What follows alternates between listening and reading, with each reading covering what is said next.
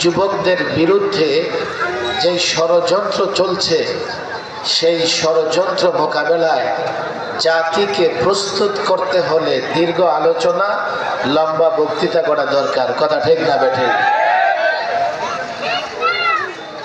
দেখেন, আজকে এখানে এই যে 54 জন ছাত্র পাগড়ি নিয়েছে, ওরা এই এবং আশেপাশে এলাকারই তো। ওদেরকে দেখতে আপনাদের কাছে জঙ্গি মনে হয়েছে? আমার কথা কি মাইকে ক্লিয়ার হচ্ছে? তাহলে একটু রেসপন্স দিতে হবে, উত্তর দিতে হবে। এই যে 54 জন ছাত্রকে পাগড়ি দিলাম, তাদেরকে দেখতে কোনোভাবে জঙ্গি জঙ্গি লাগতেছে? বলবে হুজুর লাগতেছে। আপনারা তো বলতেছেন জি না। একদল আছে বলবেন না জঙ্গি জঙ্গি লাগতেছে। কেন? জঙ্গিদের মাথায় পাগড়ি আছে, জঙ্গিদের পরনে জুব্বা আছে, তাদের মাথায়ও পাগড়ি দেখতেছি, জুব্বা দেখতেছি, সুতরাং তারাও জঙ্গি। যশোরের এক মাদ্রাসার ছাত্ররা আমাদের স্কুল কলেজে নানান প্রোগ্রাম হয়। একটা প্রোগ্রাম আছে এমন, যেমন খুশি তেমন সাজো, আছে না নাই? এই যেমন খুশি তেমন সাজো অনুষ্ঠানে আপনি দেখবেন 5 বছরের মেয়ে কনে সাজতেছে, কনে। আবার 6 বছরের ছেলে দাড়ি মোছ লাগায়া বর হয়ে যাচ্ছে, জামাই হয়ে যাচ্ছে। কৃষি কাজের কিচ্ছু বুঝে না এমন একজন বাচ্চা কৃষক হয়ে যাচ্ছে। কথা ঠিক না বেঠিক? মাদ্রাসার একটা প্রোগ্রামে মাদ্রাসার ছেলেরা যেমন খুশি তেমন সেজেছে। কি গায়ে তো জুব্বা আছেই, আর মাথায় পাগড়িটা দিয়া, এই যে পাগড়ি দেখতেছেন না, এই পাগড়িটা দিয়া এইভাবে চেহারাটা ঢেকে ফেলেছে। চেহারা ঢেকে খেলনার বন্দুক দিয়া যুদ্ধ খেলা করতেছে ওরা। যশোর থেকে ক্যালকাটা ভারত বেশি দূরে নয়। যশোরের ছেলেরা যেমন খুশি তেমন সাজো খেলনার বন্দুক নিয়ে দৌড়াদৌড়ি করতেছে। ক্যালকাটাওয়ালা ভারতওয়ালাদের ঘুম হারাম হয়ে গেছে।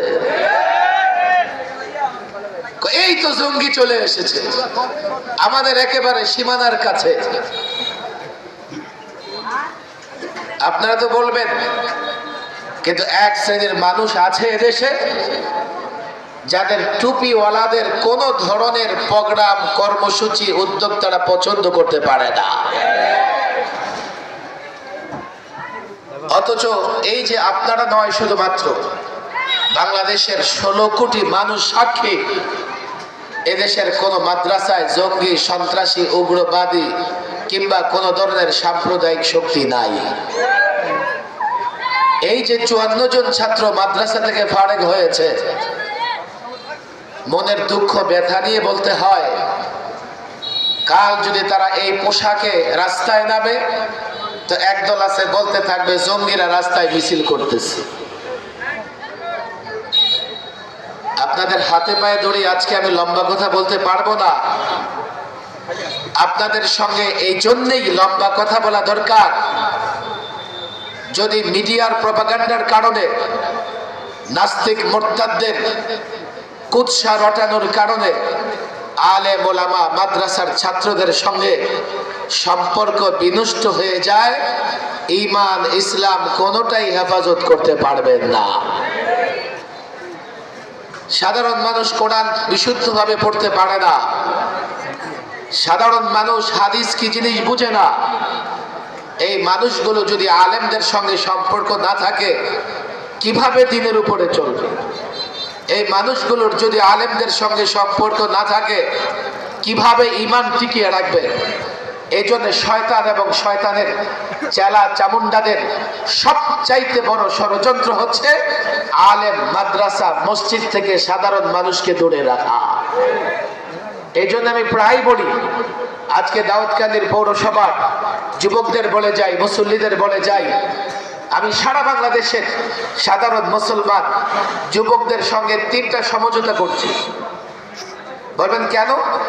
এই জন্যই সমঝোতা করতেছি, বিগত 16 বছর একদল ইচ্ছে মতো আমাদের মারছে, ধরছে, পিটাইছে, জেলে ভরছে, রিমান্ডে রাখছে, আয়না ঘরে রাখছে।